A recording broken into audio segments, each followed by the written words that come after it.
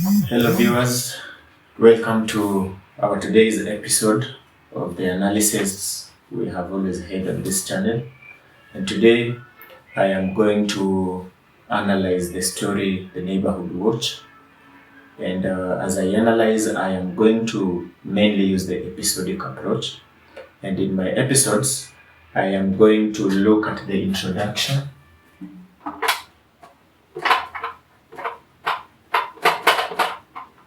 I will then look at the various suburbs mentioned in the story. I will then look at the episode that talks about the story of Amos. And then I'll talk about the episode talking about Mrs. Bezei Dunhood. Bezei Dunhood. So mainly I'll have 4 episodes. So to begin with, I'll look at the introduction. Mainly it is the introduction of the various characters in the story. So these characters are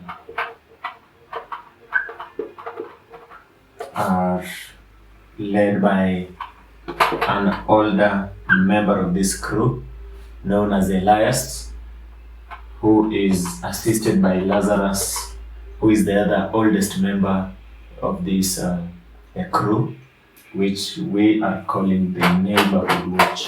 And then we have a lady or a girl by the name of Magano. And then we have Silas.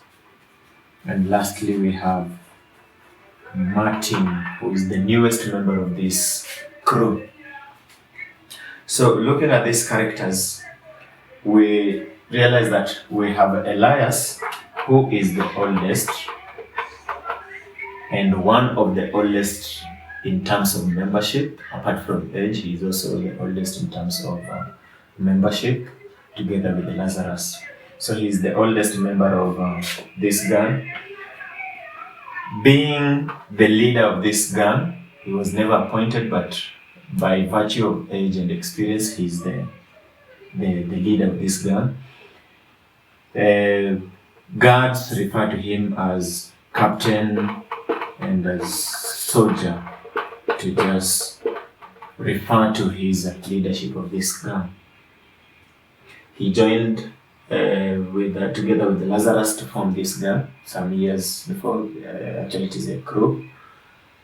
Because they realized that together they could do more. They could easily get food and they could easily get all these other valuables.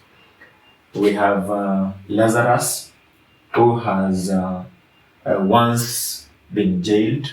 He has some tattoos, and Elias has never asked about where they came from. They look more of scars than tattoos, really.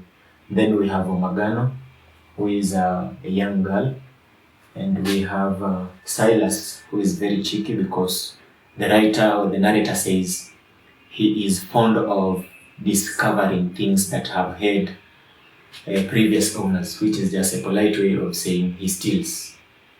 He is referred metaphorically as Christopher Columbus to refer to his habit of discovering things that have had previous owners.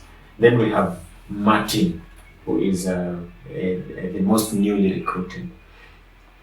So all these members bring something to the street.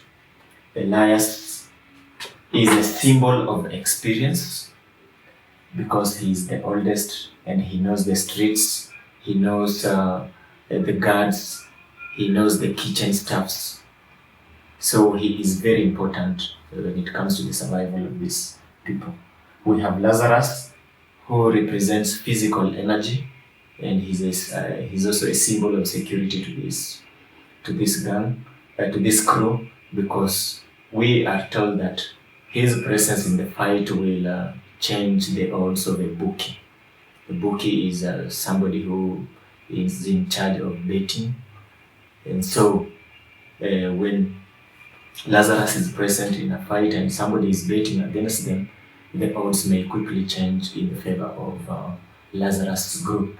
So he represents physical strength and their security.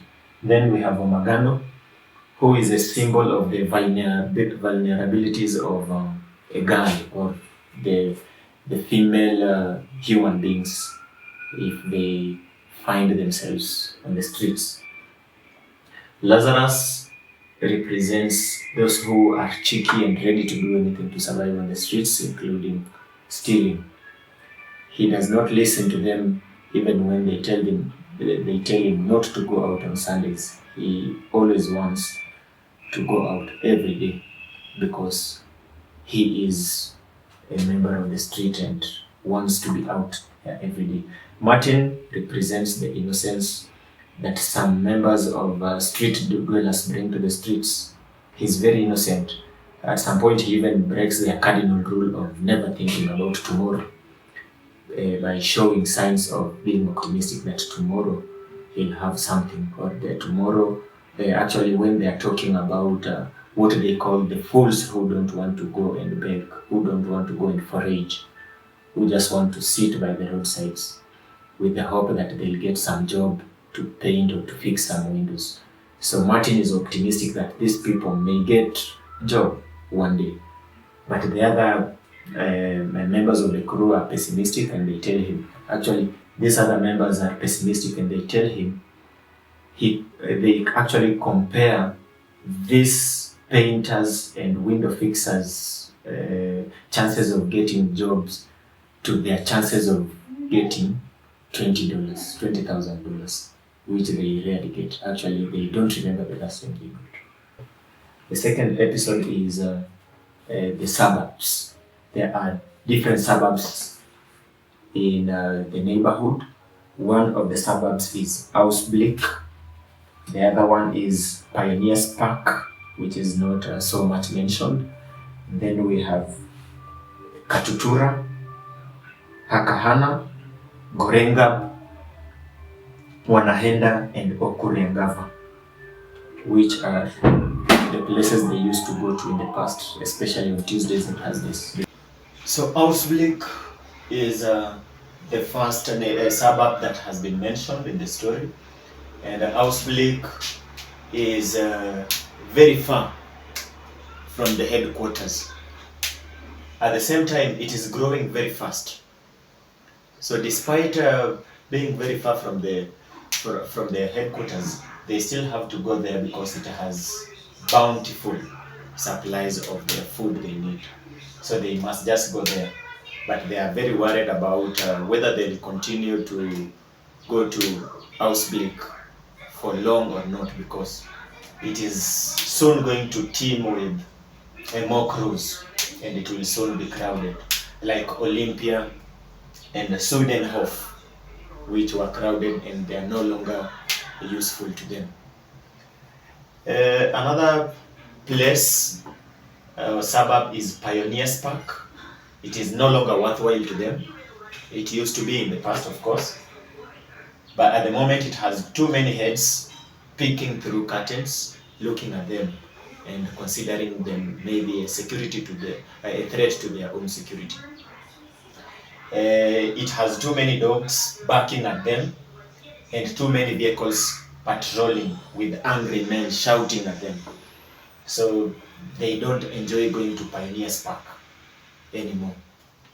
We have other suburbs, many of them, and they are places they used to go to in the past, especially on Tuesdays and Thursdays. They no longer go there. These places are Katutura, Hakahana, Gorenga, Wanaheda, and Okuriangava. And these are places where poor people live.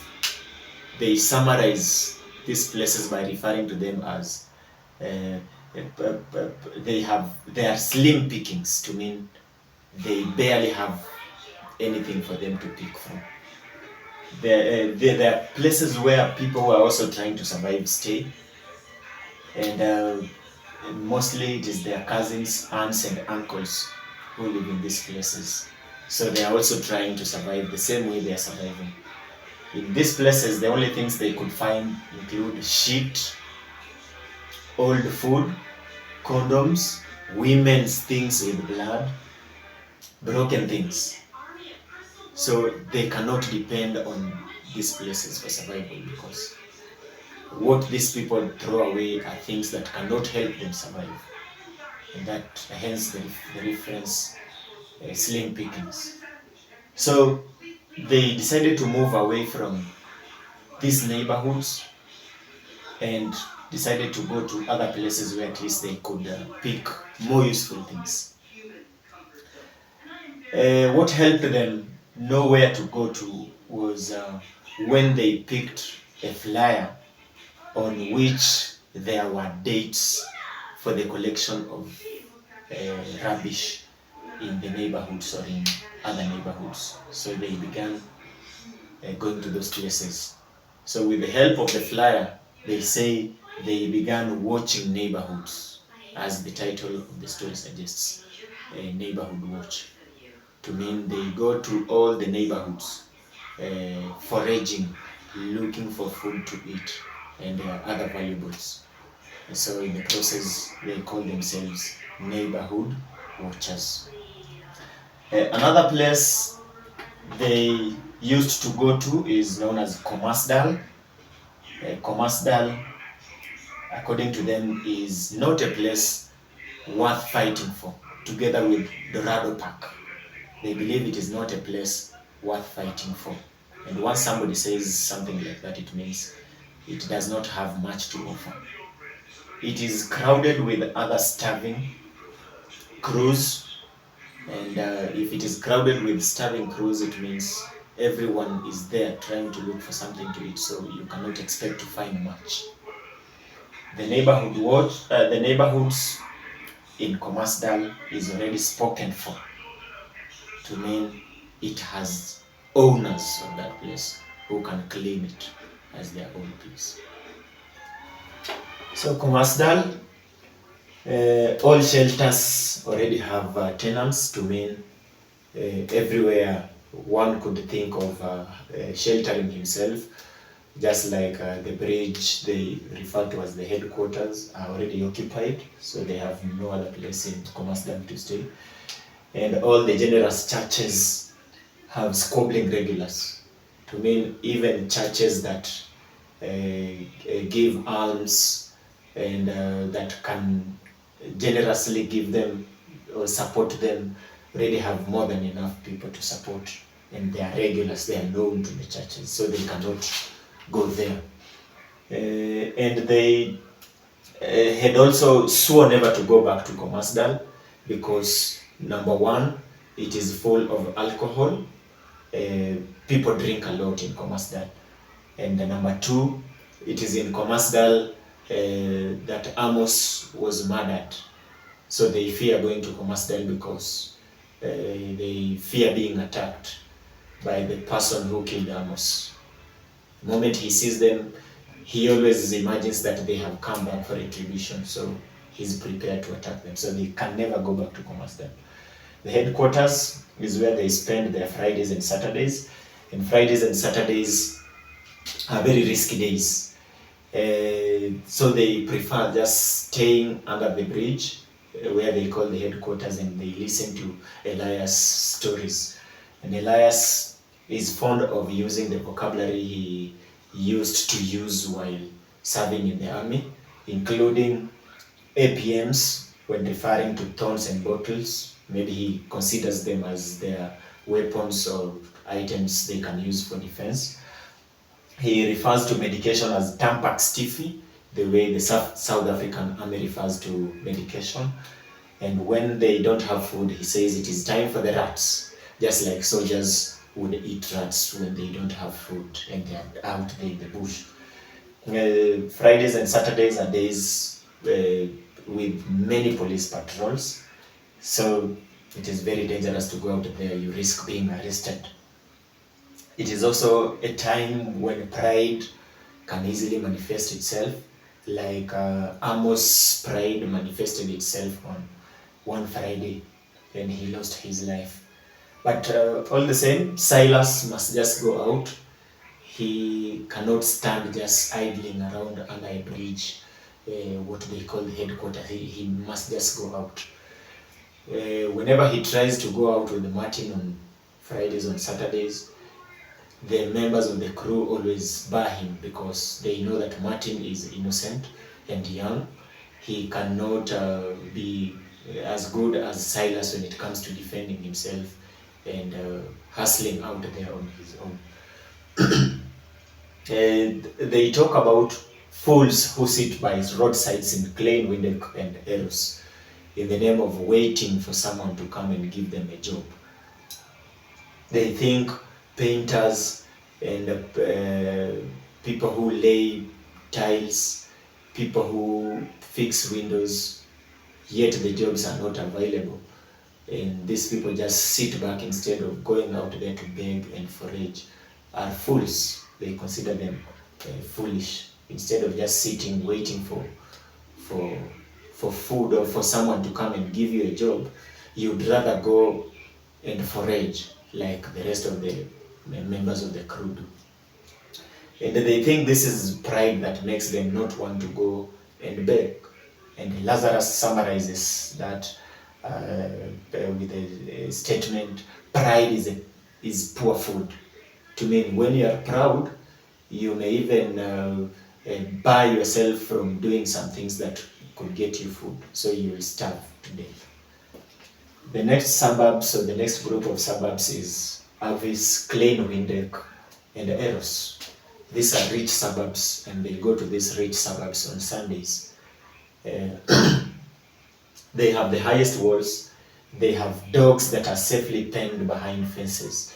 They have bins lined up on pavements, and people who recycle bins.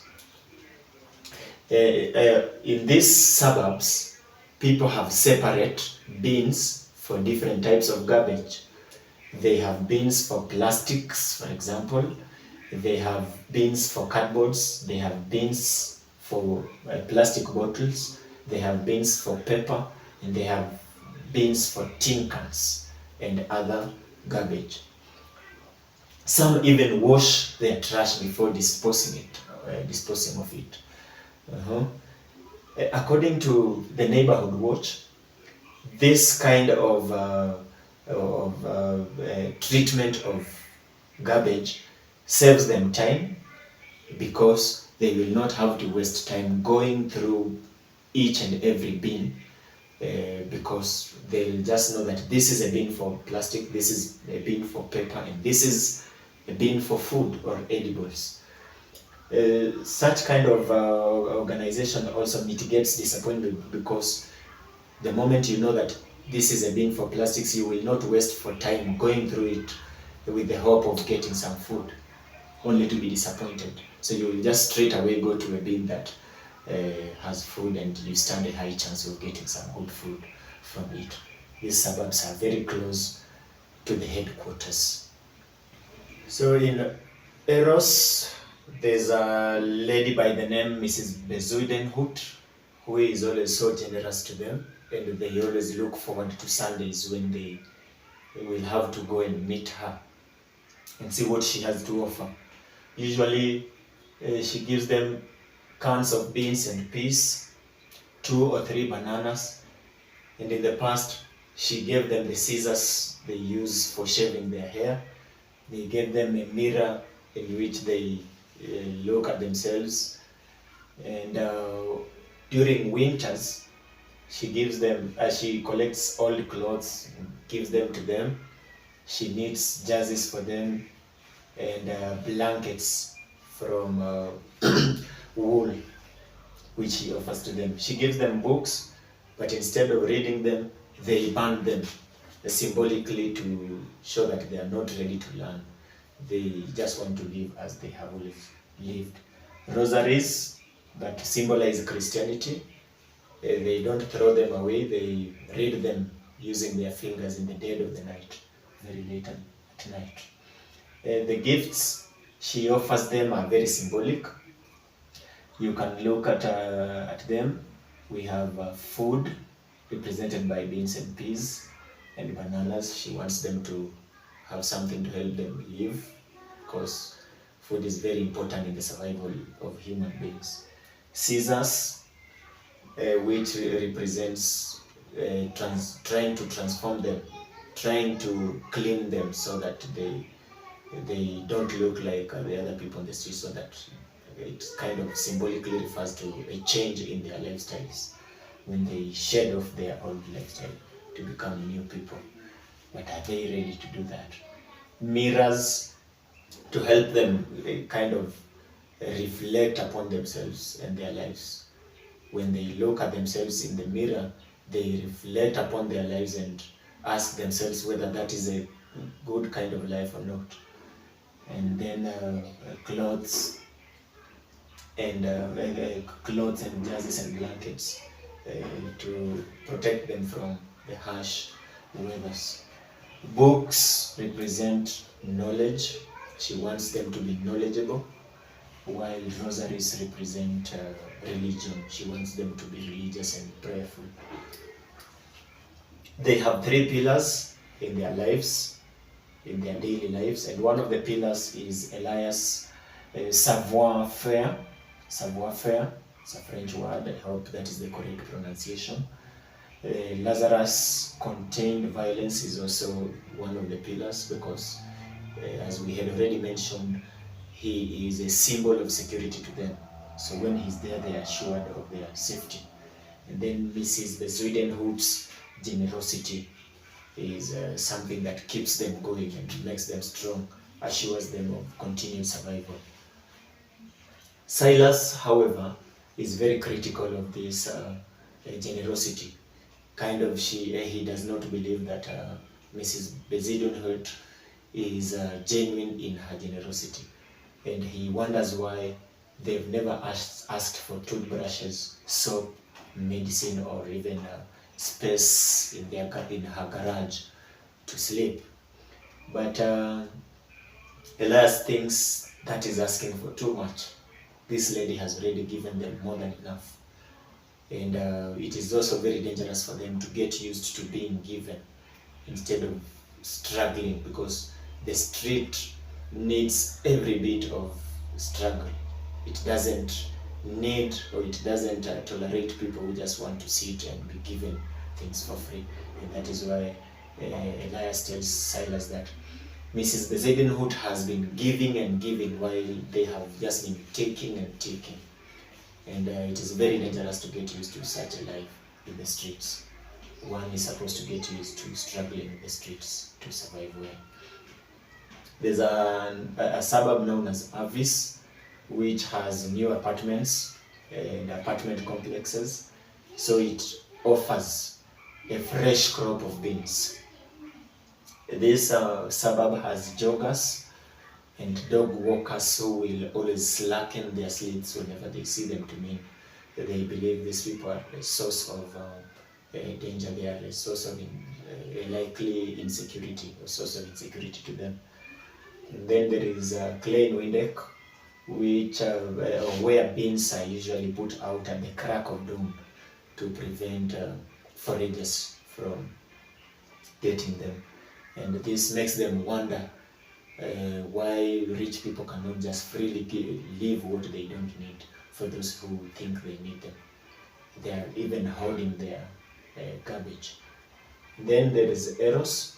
We said that Eros is where Mrs. Bezuidenhout stays.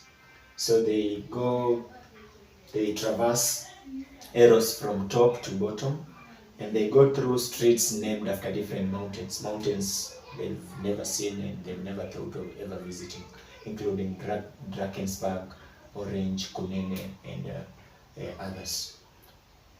But they look forward to this place because of Mrs. Bezuidenhout, and they save her home for last.